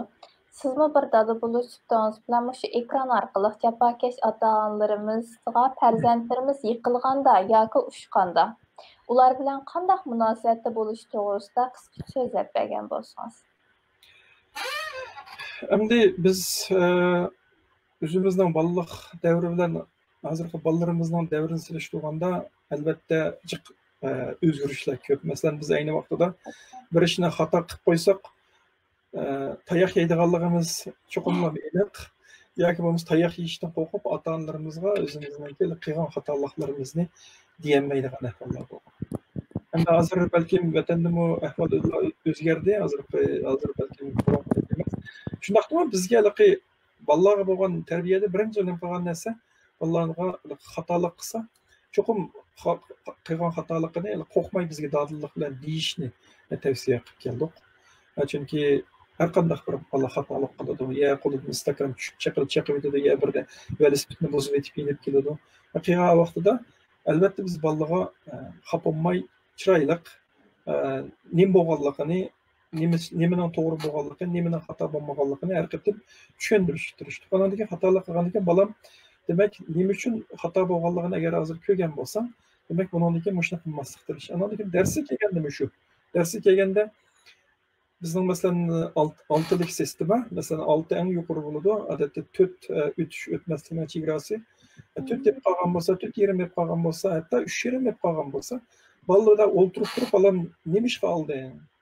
Sabab nima? Ya biz uyda sharoit yaratib beramidik, yoki maktabda darsni yaxshi tushunamidikmi, yoki ma'lum darsni yaxshi o'tmayotgandi, yoki bilmagan yerim bormi? Bolalar o'ltirib, shu o'tamagan yana bir qatim darsni qaytadan takrorlatib, o'tamagan narsaniki chunki imtihon degan albatta o'quvchininki bir bilimini sinash ham ularga nada kavak yoki yuchuqning borlig'ini ko'rsatib beradigan narsa. To'g'ri, oldidan uningki bilimini sinaydi, lekin shundan bilan bir vaqtda xato qilgan narsalarni ko'rsatib beradigan bir aynak u. Demak, u bolalarga biz shu yani ko'rsatib odatda topshiriq imtihonimizni qaytadan ishlatib keldik. Meningcha shu bolalar xatolik qilgan bo'lsa, demak, bolalarninki xatolikninki bir xato narsa emasligi. Shu xatolikni qanday oldini olish, qanday qilganda, masalan, kelgusida shunday bir ahvolni qaytarilib qolishini oldini oladiganini ko'rsatib berishni aytib bir yaxshi bir narsa deb qarayman. Rahmat, undaq bo'lsa, men sizdan so'raydigan savollarim asosiyatdan tugab qoldi. Endi tomoshabinlarimizga fursat bersak, tomoshabinlarimiz savollarni yog'dirayotibdi. Amalda ixtiyom va qisqa shaklda bersak, chunki vaqtmi bir yak berib qolibdi. Birinchisi, Shveysariyada o'qish sistemasi qanday bo'ladi? Shveysariyada o'qish va xizmat tepish jihatlarida qanday taklif fikrlaringiz bor deydi? Endi bu Shveysariyadagi o'qitish sistemasi shu bizningki vatandagi o'qitish nimasiga biroz o'xshaydi emas nimasiga yo'q. Masalan, Başlangıç adette 2 yıl yesli buludu. Mesela 4 yaş yoki 5 yaştan başlap yesli kirgen bolsa, yeslide 2 yıl tuğandan keyin başlangıç mektep kirdi. Başlangıç mektep 6 yıl. Ondan keyin 6 yılını bittirgenden keyin toluqsuz kirdi 3 yıl. Bu 9 yıl. Bizden bu yerdimi 9 yıllık mecburi ma'rif bu. Yani 9 yıldan keyin demek hükümetninki yoki devletning mecburi ma'rifisi tugagan bo'ladi. Ama bizninki şu vatanda biladigan o'qitish nimasidan farqli bir narsa. Shveysariya mush jihatda biraz oldidaroq. Bizda hali 8 ni bitirib yoki 9 ni bitirib texnikumga imtihon beribdi deydigan bir gap bor. Ondan keyin hali to'liq o'tirg'i chiqadi. To'liq o'tirg'i chiqqandan keyin ya hali oliy texnikumga yoki universitetga kiradigan bir nima. Ammo Shveysariyada shu ko'pincha shu 9 yillik majburiy ma'rifdan keyin nurg'un odam yoki asosan shu texnikalik kasblarga kirib ketadi ekan. Shu texnikalik yana bu odatda 4 yil davomlashadi. 3 yil shu bir tarafdan o'qib, bir tarafdan kasb o'rganadi. Masalan, tish doktorining yordamchisi bo'lishi mumkin, yoki bo'lmasa kompyuter injeneri bo'lishi mumkin, yoki qurilish injeneri bo'lishi mumkin. Shu yerda o'qiydi. 3 yil o'qigandan keyin 4-yili agar bir yil shu to'liq o'tirning darsini qo'shib o'qib, shu to'liq o'tirninki nemisini bitirish imtihonlariga qatnashgan bo'lsa, yani shu to'liq o'tirga bitirgan teng darajada diplomni bitirdi. Hem kasbiy jihatdagi texnikalik diplomni bitirdi. Bu Shveysariya qanday ekan deganda, ko'pincha odam shu texnikalik maktabga kirib, shu diplomni olib bo'lgandan keyin xizmat kirdi ekan. Xizmat kirib, anan keyin jiroqdan o'qish yoki bo'lmasa ishdan sirtqi o'qish orqali anan keyindan o'qish jarayoni, ishlash xizmat jarayonida bakalavrlik sohasida bir 3 yil 4 yil o'qib, anan keyin bakalavrlik unvon oldigan ish nihoyat ko'p nima qilingan ekan. Bo'lmasa asosan shu texniklik sohasidagi diplom bilan xizmat qilayotganlar. Ham nihoyat bir ko'p qism, nihoyat bir oz qism odamlar shu 9 yildan ma'rifdan keyin anan keyin to'liq o'tirib kirib o'qiydi. Biz buni gimnazium deymiz. Gimnaziumda masalan 4 yil o'qiydi. 4 yil o'qigandan keyin 4 yil o'qish jarayonida, ammo lekin bu gimnaziumda asosan yo'nalishni tanlab bo'lgan bo'ldi. Masalan, bioximiya deymiz. Andan keyin iqtisod va qonun deymiz. Va yoki matematikalik fanlar deymiz, yoki fizikalik, injenerlik fanlar deymiz. Shu to'liq o'tirib kirgandan keyin ayrim yo'nalishlarga qarab nima qiladi? Hamma darsni tang o'qigan bo'lsa-mu, masalan, biologiya, ximiyani o'qigan bo'lsa, boshqa biolar qaragan vaqtida bioximiya darsi biroz cho'nqurroq, mazmuni kengroq, nima bo'ladi, biroz yo'nalishli bo'ladi. Ondan keyin bioximiya o'qiganlar keyin universitetga chiqqandimi, o'dil shu yo'nalishga qarab universitet kasblariga kirib o'qiydi. Oliy maktabga faqatlam shu hayvon doktorligi, odam doktorligi va deganda kasblarliklar imtihon oladi. Qolganlari asosan shu 4 yil to'liq o'tirib o'qigan natijasiga qarab turib oliy maktabga tanlandi.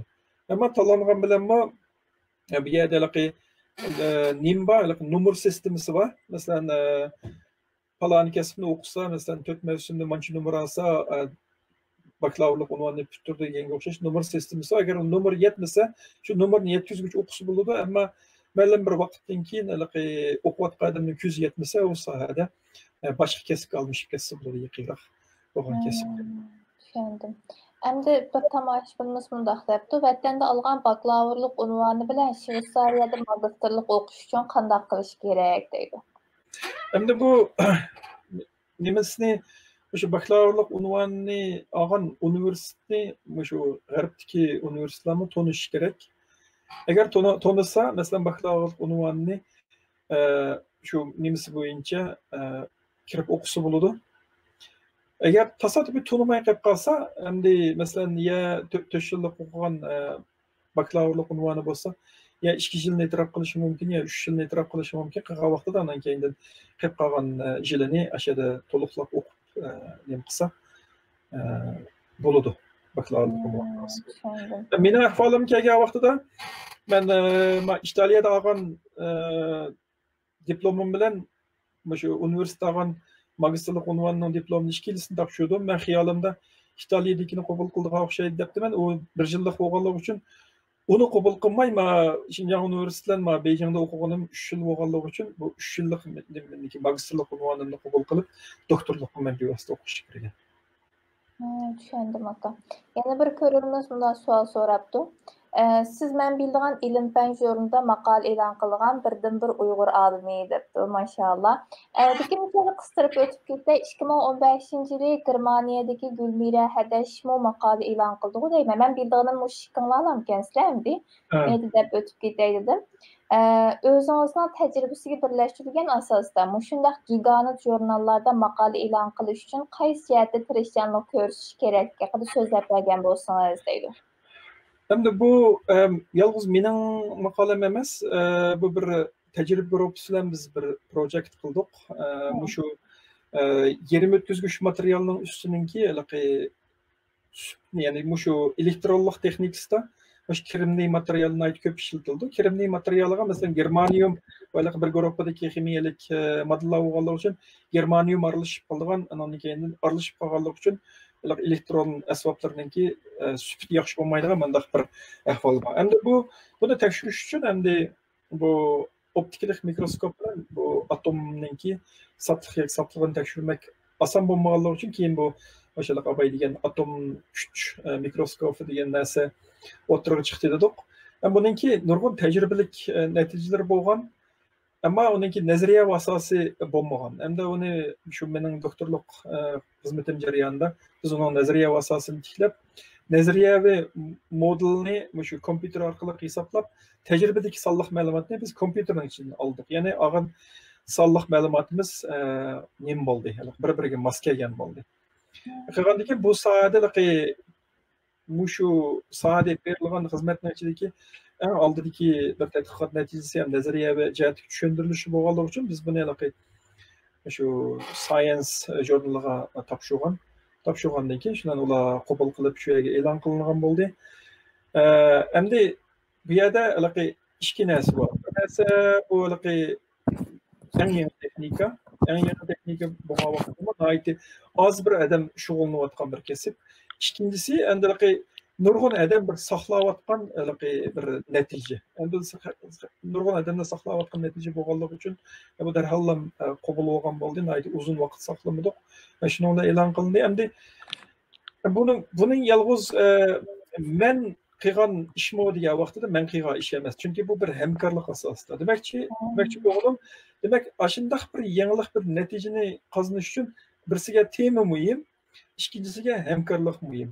Endi bu ayni vaqtida Newton mundaq nazariyani o'tirib qo'ydi, Tesla andaq nazariyani o'tirib qo'ydi deb bir odamninki to'pisiga nima qilgan bo'lsak, hozirgi bugungi texnikaning taraqqiyoti shu holatga keldiki, bu yerda shaxsiyninki bilimininki qanchalik chuqur bo'lishi muhim. Hammadan muhim narsa nima degan vaqtida bir atrofda hamkorlashib ishlayotgan bir kimiyalik jihatdan hamma narsaga mos keladigan bir guruhninki bo'lishi nihoyatda muhim narsa. Ya'ni teamwork deymiz-ku, endi guruhdagi xizmat nihoyatda muhim. Endi bunga bir qanday qilganda shunday natija olib bo'ladi degan vaqtida albatta shaxsiy tirishchanligi muhim, ammo boshqalar bilan hamkorlashib ishlash, boshqalar bilan yaxshi bir narsa qilish menimcha nihoyatda muhim. Çok rahmet aka. Endi yana bir savol. O'qish hayotingiz nihoyat jiddiychilik ichida o'tibdi. Undan so'ng Beijingda, Italiyada, Fransiyada o'qibsiz. Shveysariya ham bor albatta. Bu jarayondagi til qiyinchiliklarini qanday yengdingiz deydi? İtaliyadagi vaqtida shu asos inglizcha qo'llandik, faqatlam sirtda so'rdik. Chunki bu xalqaro markaz bo'lganligi uchun bu xizmat tili 70-yillargacha fransuzcha bo'lib kelibdi ekan. 70-yillarda bu 70-yillarda qurilgan universitet, 80-yil yoki undan keyingi mezgilgacha. Undan keyin inglizchaga qo'llanib ekan, chunki UNESCO Parijda bo'lganligi uchun balki dastlabki mezgilda UNESCO qaraydi. Balki fransuzcha ishlatgan bo'lishi mumkin, keyin inglizcha nima qilib ekan. Shuning uchun biz inglizcha ham qo'llandik, ammo sirtda bu tanlab hozirga kirib mal sotib olishda yoki avtobusga chiqib bir ezib qolgan yo'l so'rashda degandek narsalarga ish bo'lmasa foydasi bo'lishi uchun haftada bir qatimdan italyancha kurs qatnashdik. Ammo vaqt sharoiti yana bir sabablar tufaylidan chiqib o'rganish imkoniyati bo'lmadi. Shundaqda mana son sanashni oddiy salomlashish degandek narsalarni o'rganib olgan bo'ldik. Endi qiyinchilik to'xtamadi. Ondan keyin Shveysariyaga keldim. Shveysariyami ko'p tillik davlat bo'lganligi uchun o'rtaq til inglizcha. Masalan, bugungi kunlikdimi men xizmatimda 5 kun ishlagan bo'lsam, 4 kun inglizcha so'zlashib ishlayman, chunki fransuz chiroyindan kelganlar va italyan chiroyindan kelganlar va to'g'ri maktabda o'qiydi ular tilni, lekin normal turmushda yoki texnikalik sohada aralashib ketadigan darajada bo'lmaganligi uchun bizning o'rtaq tilimiz inglizcha. Shveysariyadami men doktorlik o'qishini inglizcha ishlatdim. Xizmatga chiqqandan keyin 2 yilgacha inglizcha bo'ldi, ammo bu davlatninki asosiy tili, bizda turayotgan rayon 61% nopus nemis so'zlaganligi uchun men ishdan sirtqi vaqtlarda nemischa o'rgandim. Ondan keyin borgan sari shu nemisni qildim. Endi men til o'rganishdiki nima degan vaqtida meningki ona tilim emas. Ona tilim bo'lmaganligi uchun xatolik o'tkazishdan men qo'rqmasligim kerak dedim birinchisi. Ikkinchisi, men xatolik o'tkazsam xizmatdoshlarimga yoki yaqin atrofimga dedim, men hozirgacha ingliz so'zlab kelgan, men qarorimni o'zgartdim, men endi germancha so'zlayman, xato so'zlasam menga tuzatish beringlar dedim. Xizmatdoshlarim atrofdagi odamlar menga aytdi, xo'sh bo'ldi. Men shunday bo'lganda xatolik qilishdan qo'rqmadim. Ondan keyin men imkoniyatim bo'lsa, vaqtim bo'lsa, gazet o'qidim, kitob o'qidim. Men kitobni so'zma-so'z emas, butun jumla bo'yicha o'qib, imkon qadar taxminan ma'nosini tushunishga tirishdim. Agar ma'lum bir so'z qayta takrorlangan bo'lsa, mening hukmim balkim xato bo'lib qolgan bo'lishi mumkin deb lug'atni o'qidim. Bo'lmasa, asosan shu so'zni jumlaning ichida o'rganish deydigan prinsip bo'yicha men hech qachon chet el tili o'rgansam, avval xitoychisini yoki bo'lmasa uyg'urchisini tepib, uning grammatikalarni u narsani o'rganib turib, aning keyin o'rganmadim. Men til o'rgangan vaqtda davomli shu tilni shu yozishda yozilgan kitobni o'rganishga tirishdim. Ko'pincha xam so'zni o'rgangan vaqtda, yodlagan vaqtida xam so'z bo'yicha emas, jumlaning ichida turib o'rganishga tirishdim. Shunday qilib 2002 yildan boshlab o'rgangan bo'lsam, 2004 yildan boshlab asosan shu sirtqi vaqtlarda, ishdan sirtqi vaqtda, hatto oxirlari kurs qo'yib, shu 1,5 yil o'qigan bo'ldim. Shu 2004 yildan boshlab asosan normal uchur aloqasi, normal so'zlashishni germancha qiladigan bo'ldim. Shundan yaqin hozir men 16 yil bo'ldi. Shu xizmatim shu germancha. Eng oxirgi savolimiz bor aka. Vaqt sal qistab qoldi, shunga tezroq ixchamlab javob bersak. Shveysariyada oliy maktabda o'qish uchun qanday til o'tkili bor deydi? Shu Yevropaninki nimasi bor, bir til kenishkisi bo'ladi. Masalan, germancha bo'lgan vaqtida, germancha bo'lsa, masalan, B1 nemisdan til o'tgan bo'lsa, asosan universitetga kirib o'qigan bo'ldi. Agar o'zgartib o'tmagan bo'lsa, aning keyindan bu xalqaro o'quvchilarga nisbatan aytgan vaqtida agar germancha talab qilinmagan bo'lsa, masalan, agar bu o'tilgan darslar xalqaro o'quvchilarga ingliz tili o'tilgan bunday maktablar bor. Agar unda bo'lib qolsa, ELTS ya bo'lmasa, shu TOEFL degandek nimalarning natijalari asosan o'xshab ketadi Amerikaning oliy maktablariga. Ammo lekin u kengri nim qilingan narsa emas. Asosan germanchani talab qildi, germancha rayon bo'lsa, fransuzcha rayon bo'lsa, fransuzcha degandek shu B1ninki til o'tgan bo'lsa, kenishkisi bo'lsa kerak. Tushundim aka, ko'p rahmat. Endi eng oxirida boshda deb o'tib ketgandik, hozir qilayotgan ishingiz haqida ozroq so'zlab bergan bo'lsangiz, bulut texnikasidan nima misollab berdingiz? Hozir nima qilayotgansiz, xizmat qilayotgan. O'sha haqida slaydlarni hozirgan, o'sha haqida ozroq ashdan qarab bizga tushuncha bergan bo'lsangiz. Abay degandagidek 2018 ga qadar men shu bank sohasida xizmat qilib keldim. Men ham shu kasbiy tariximni bo'lsin, mayli burungi vaqtlarda bo'lsin, davomli yangilik intilib kelgandan keyin 2018-yilga kelgan vaqtida qilayotgan xizmatim menga zerikishlik tuyulg'ildi. Avtomatlashtirilgan narsa avtomatlashtirib bo'ldi, tarbiyalaydigan texniklarni tarbiyalab bo'ldik, muqimlik darajasiga yetkazib bo'ldik. Ondan keyin bu biz ishlatayotgan sistemlar asosan IBM bilan shu Oracle shirkatiningki qattiq detal, yumshoq detal texnikalari. Bular shu cho'ng nayti qimmat baholiq bo'lgan sistemalar, yepiq manbalik sistemalar bo'lganligi uchun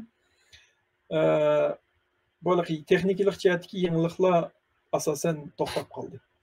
Haqiqatlik uchun men yangilikqa intilib turganligim uchun shu vaqtdagi eng yangi texnikalarning birisi bo'lgan abay deb o'tdim. Bulut texnikasi shu 2018-yilda biz bir mutaxassislar guruhi tashkillagan. Shu vaqtida men shu guruhga yetkeldim. Bu asosan hozir bir necha cho'ng shirkatninki qo'lida markazlashgan, birisi Amazonninki AWS deydigan bir bulut supisi var. Microsoft'ninki Azure, Google'ninki Google Cloud Platform degandek nimalar bor. Onun sirtida yana shu Alibaba'ninki Asiyada asosan Alibaba'ninki bulut supisi var. Deganga o'xshash boshqalarimi bor. Endi bu birisi bu bulut supisininki alayidligining birisi nima degan vaqtida bu masalan biz burun ishlatayotgan sistemalarda asosan bir qattiq detalni 1 millionga setib olib, mana 5 yilgacha imkon qadar ishlatib pulini qaytarib kelish nimasi bo'lgan bo'lsa, bu bulutda bu qattiq detallar shu yerlik rayonlardagi shu maxsus kompyuter markazlariga o'rnashtirib, uni qaraydigan odam bo'ladi. Bu nurg'un mablag'ni yoki manbani talab qiladigan bir texnika. Endi bu bulut texnikasi kelgan vaqtida bu nima degan vaqtida anandagi cho'ng shirkatlar bizga shu tor orqali kirib turib mulozimat oladigan. Xuddi biz burungi zamonimizda xuddi tokni o'ylamizga tok ishlab chiqargan motorlarni o'rnatib turib tok ishlab chiqargan bo'lsak, endi hozir tokning nereden kelganligini bilmaymiz. Sim orqali uyimizga keladi. Aylık işletkenimizga qarab pul to'laymiz. Xuddi shunday bir narsa deb solishtirsak bo'ladi. Xuddi uyimizdagi nimaga televizorninki nimasini tokenlam sanchisak, xuddi televizor chiqadi, tokni shundan foydalanamiz. Deganga o'xshash bu bulut texnikasimi shu ishlatganga qarab pul to'laydigan, ammo nereden kelayotganligini bilmaydigan kompyuter mulozimatdan bunday bir mulozimat. Ham buningki alayidligi birisi shu. Anadagi ikkinchisi nurg'un narsani biz o'zimiz programmalab, o'zimiz yozib, uni qilishning o'rniga tayyorlab ta'minlab bergan o'xshamagan mulozimatni biz akilib bir-biriga moslashtirib, qo'rashtirib, undan keyin bir butun bir yechim qilib, biz shu bozorda o'zimizningki xaridorlarimizni ta'minlab bera olsak, buni aytdi birsiga ularimi tanarqi jihatdan nazar to'xtaydi, ham tez, masalan, burungi texnikalarda 6 oygacha bir yechimni hozirlashni 6 oygacha vaqt ketgan bo'lsa, bugun balkim bir yechimni hozirlab berish uchun balkim 2 kun vaqt ketishi mumkin. Hem onun üstüge tez, hem tenler nime, ananki xerida xalqa vaqtida to'xtaydi, biz o'zi to'xtalaydi. Biz texnikada yordamni biz qilamiz. Degan bo'g'ali deganda mutlaq bir yangilik bir narsa. Endi bu yolg'iz burun bo'layotgan ishni yangi usul bilan qilish emas, hatto yangi imkoniyatlarni hozirlab berdi. Shuning uchun men bunga aytdi qiziq bir narsa bo'lganligi uchun, ham yangiliklar ko'p bo'lganligi uchun men bu sohaga kirdim. Endi bu yerga kirgandan keyin albatta bu uchur texnikasi degan bir kengri doira qiladigan ishlar ko'p. Buning ichida kichik anankeyndan mutaxassislar guruhi bor. Men shu sonliq ma'lumotlar mutaxassislar guruhida bir 8 odam bor. Shuning yetakchisi. Bu yerda qilgan narsa nima degan vaqtida shu internet narsalari, cho'ng sonliq ma'lumot, mashinalik o'rganish, sun'iy aql, mush sohadagi narsalar. Ya'ni bizning qilayotgan asosiy xizmatlarimizning nimasi nima degan vaqtida shu 4-qatimliq sanoat inqilobi. Ya'ni 4-qatimliq sanoat inqilobi degan vaqtida bu yerda shu avtomatlashtirish, robot, ya'ni shu robotlar orqali mashinninki aloqasidan foydalanib turib, odam onunğa ko'z tutduğumuzmu, qıptığımızmu mashina o'zining sun'iy aqliga tayanib turib, yangi bir narsani bizga insoniyatga foydali narsalarni chiqarib berish degandek sohalarda xizmat qilyapmiz. Albatta bu Yeni texnikalar bo'lganligi uchun o'rganishga tegishli narsalar jiq. Endi men bir misol o'tay. Mana bu ekranda hozir bir slayd chiqib qoldi. Hozir birinchi beti bir xalqarалық şirket var. Bunun baş merkezi Şveysariyada. Bular mush dunyoning har qaysi joylarida mushu bexatarlikka kelishga taqtidigan yoki bo'lmasa bir sisteminingki muqim ishlashiga kapolatlik berdiganga mulozimatlarni ta'minlaydigan nurg'un bo'limlar bor. Buning ichidagi bir bo'limi mushu yezikligi va yemaklik deydigan bir bo'lim bor. Bu bo'limningki bir cho'ng bir projekti borki, u projekt nima deganda mushu dunyoda masalan 8 milliard nüfus bo'lgan bo'lsa, yiliga mushu 8 milliard nüfus xatolashmasam 2,7 tonna 2,7 milliard tonna ochliq iste'mol qiladi ekan. Bu ochliq bizning odatdagi yemaklik mushu iste'molimizningki 45% egallaydi ekanda. Ama biz hozir mushu dunyodagi nüfusning ko'payib menishi, mushu yeziklikka mos keladigan o'rinlarning ozlashishi degandek narsalar ta'tirda nasib bo'layotganligi uchun mushu qanday qilganda mushu ochliqniki isrofchiligining oldini olish. Ya'ni ochliqniki isrofchiligining oldini olish degan vaqtida qanday qilganda mushu oz miqdordagi yerdan foydalanib texnik ko'p ochliq ishlab chiqargan ochliq shu xalqninki texsi kelib kelgichi bo'lganlikda isrof bo'lib ketadigan ochliqning miqdorini azaytish mush sohada bular bir qator tadqiqotlarni olib berib mushu dunyodagi ochliq omborlarining qanday qilganda narsalarni optimatlashtirish orqali mushuningki oldini olamiz degandek bir narsalarni o'tirib qo'yibdi. Mana bu rasmdagisi Vengriyaniki Budapest şehrining 60 kilometr janubidagi bir port shahri. Adoni deydigan port. Va 12-oyda berib ziyorat qilgan vaqtda topgan rasmlar. Bu portning o'zida 1800 ochliq ombori bor ekan. Har bir ochliq omborining ichida 250 tonnaga yaqin ochliq bo'ladi ekan. Bu yerdagi masala nima ekan degan vaqtida bu ochliq ombori chashqon kirib ketish yoki hasharotninki kirib ketishini oldini olish uchun nihoyatda zich, tomlardan havo o'tmaydigan darajada bo'lishi kerak ekan. Buningki masala nima degan vaqtida ochliqni o'rib, donni arib olgandan keyin omborga kelib ekirgan vaqtida ochliqda ma'lum darajada namlik bor. Buni 9-oyda kelib ochliqni yoki 7-oyda kirib ochliqni qo'yib qo'ygandan keyin u namlik parlanib, to'g'risiga chaplanishib qolgandan keyin bir mezgildan keyin bu yomg'ir bo'lib ochliqning ustiga yo'l olib tushgandan keyin 2-3 oydan keyin omborni ochsa 20 metr bug'doy ko'klab ketgan ochliqning ustida. Demak, buni birisi.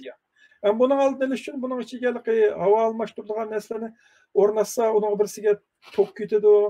Uning keyin nurg'un texnik narsalarni o'rnatishtirish kerak. Shuning uchun bular mushu ochliq omborini qanday qilganda bexatarlik yoki suftiga davomli kapolatlik qilish, chashqon kirdimi yoki hasharot yedimi yoki nima bo'ldi, namlik yeyishib ketdimi yoki ko'kirib ketdimi degan narsani bilib turish uchun bular bir mulozimatga ehtiyoj yo'q. Shundan bular qanday qilib degan vaqtida shu 10 metr kabel abayqi oldidagi slaydning ustida bir yo'gab qo'ygan bir kabel bor. Kabelning ustida 3 yerga shuni birsiga ochliqningki namlikini o'lchaydigan, ochliqning temperaturasini o'lchaydigan, aning keyin o'yningki nimasini o'lchagandan keyin her 6 soatda bir qatim uchurni to'plab, her 2 soatda bir uchurni to'plab, ama 6 soatda bir qatim hammasini qisib yo'llash shunda bir yo'llagandan keyin aning keyin uni bir markaziy yerdan turib uni kuzatib o'tirganlar ko'ra oladigan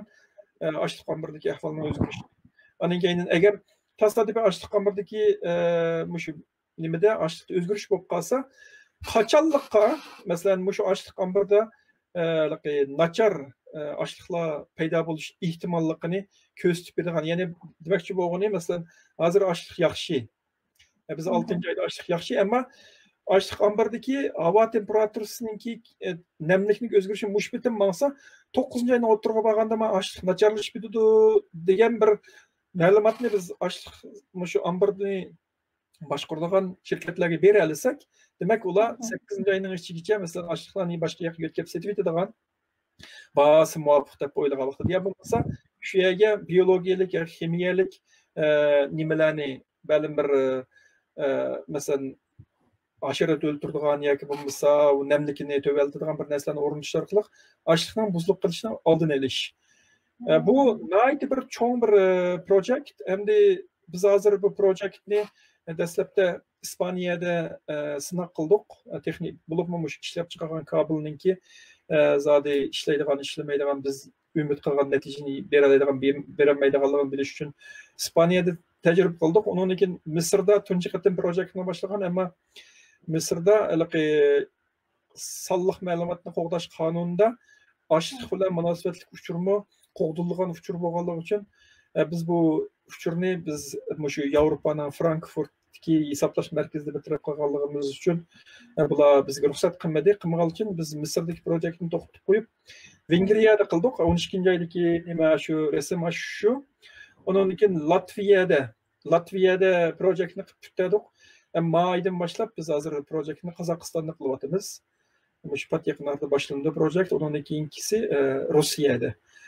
Bu yana shu Gollandiyada, undan keyin Avstraliya, Janubiy Amerikaninki, Braziliya degandek nurg'un davlatlarda bu hozir shu keyingi yillik projekt planida bir necha yerlarda yapmoqchi. Bu bir misol. Bu projektninki nimasi nima uchun bu yerda ko'rsatdim degan vaqtida bu biz Microsoft bilan birlashib turib qilgan projekt. Bu loyiha men loyihalagan loyiha. Bu loyihani yaqinda Microsoftning bu yillik eng yaxshi shu internet narsalari sohasidagi eng yaxshi loyihalagan loyiha nimaga bu yillik mukofotga iltimos qilib topshirdik. Inshaalloh pat yaqinlarda natijasi chiqishi mumkin. Bu endi shu 4-qatimli sanoat inqilobi, ya'ni shu burun qilib baxmagan ishlarni qilish orqali avtomatlashtirish, kelgusi haqida shu oldin ma'lumot berish orqali birsiga shu cheklik bo'lgan narsalar orqali texnik ko'p foyda yaratish oxirisiga kelganda yana bu foydaga hisoblanib boradi. Chunki bu ya ochliq ombirini nima qilganlar foydaladi, ya bu mulozimat ta'minlaganlar foydaladi. Oxirisiga kelganda iqtisodiy unumni yuqori ko'tarish. Bu 4-qatim sanoat inqilobininki yadrolik markaziy temalari.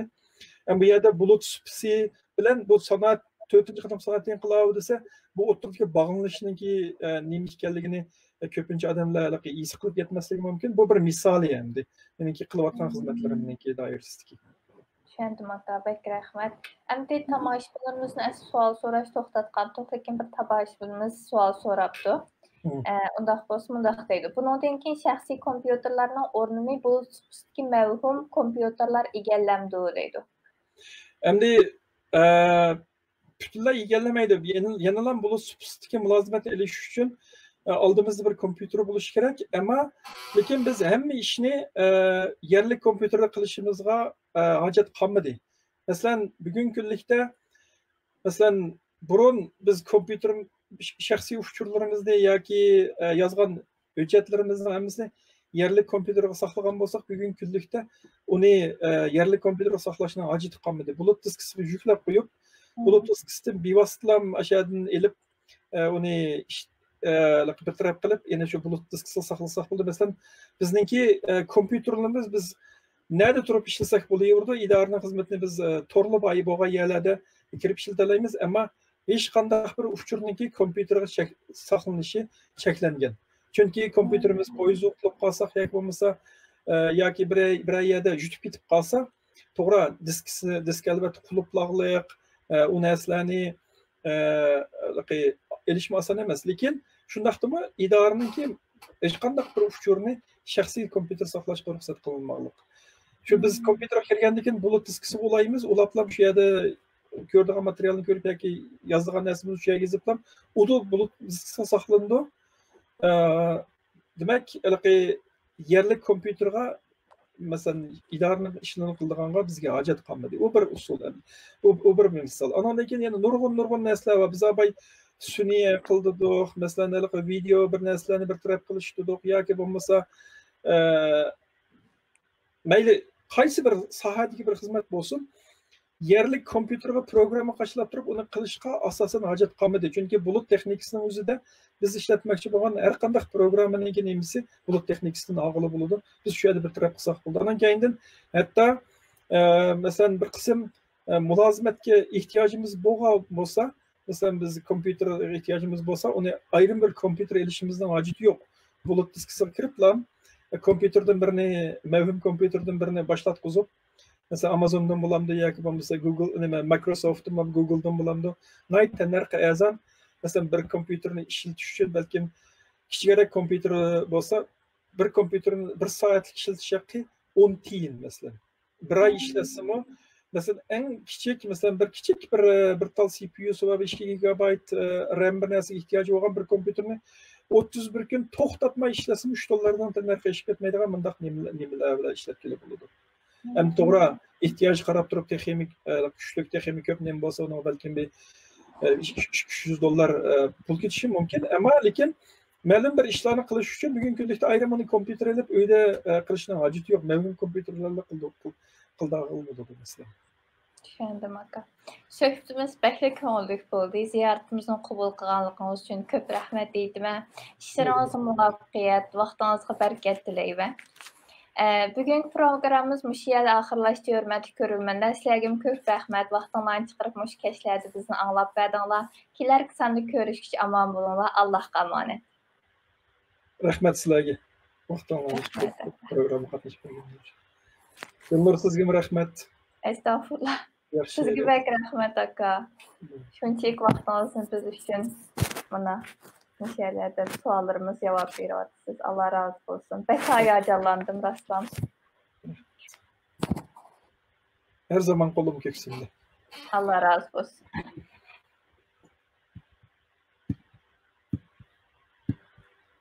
Hem de programımız tügülü. İnşallah. Allah'a emanet.